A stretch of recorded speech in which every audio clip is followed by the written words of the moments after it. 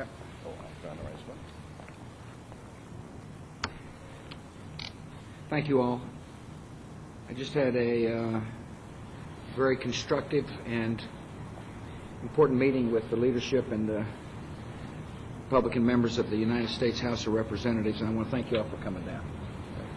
And thank you for your leadership. Congress is not getting its work done.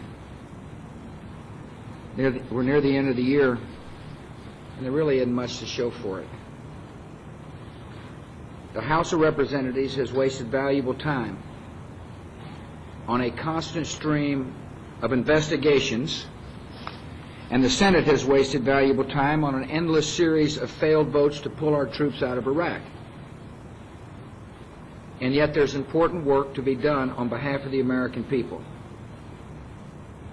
They have not been able to send a single annual appropriations bill to my desk.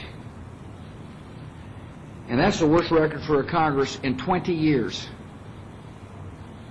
One of the important responsibilities of the Congress is to pass appropriations bills, and yet the leadership that's on the Hill now cannot get that job done.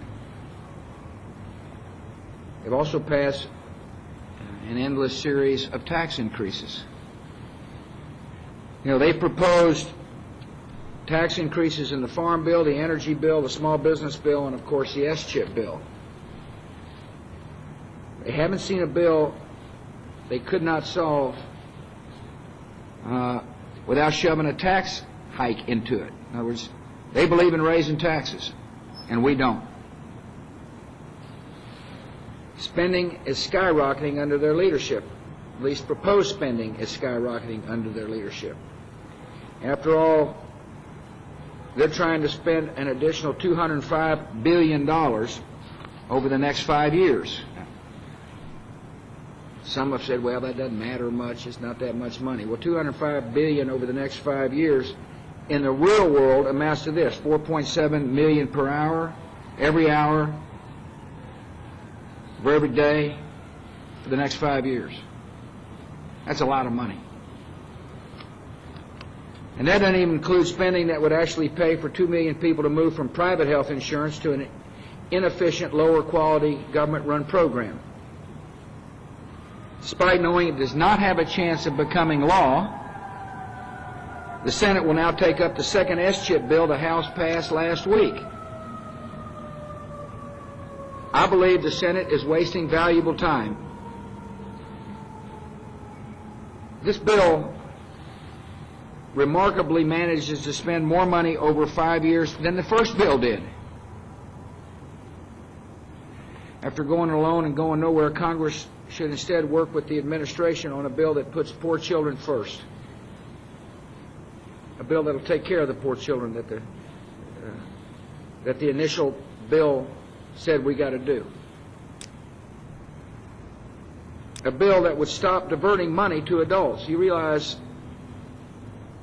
some major states in the United States spend more money on adults than they do on children.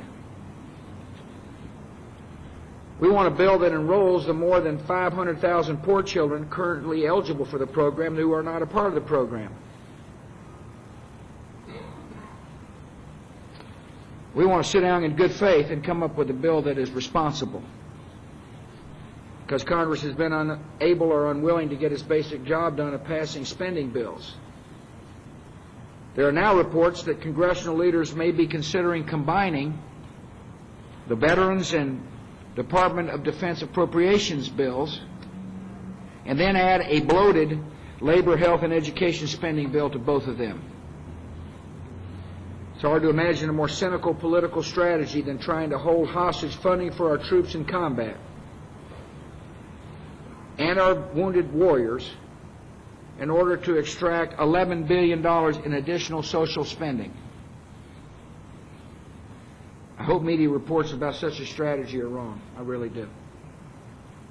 If they're not, if the reports of this strategy are true, I will veto such a 3-bill pileup.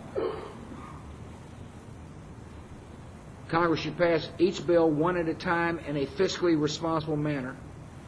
that reflects agreement between the legislative branch and the executive branch. I again ask Congress to send me a clean veterans funding bill that we have already agreed to by Veterans Day, so we can keep America's promise to those who have defended our freedom and are recovering from injury. I again urge them to pass a clean defense appropriations bill and a war supplemental bill to fund our troops in combat. I know some on the Democrat side didn't agree with my decision to send troops in, but it seems like we ought to be able to agree that we're going to support our troops who are in harm's way. I know the members feel that way standing with me. I hope the leadership feels that way. And they ought to give me a bill that funds, among other things, bullets and body armor and protection against IEDs and mine-resistant ambush-protected vehicles.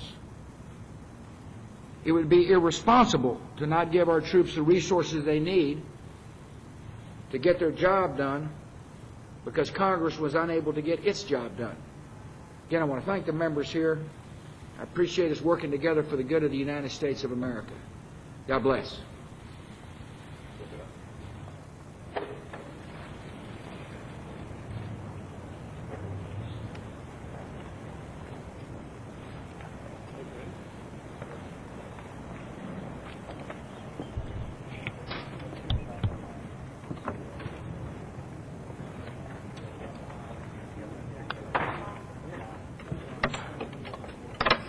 You down?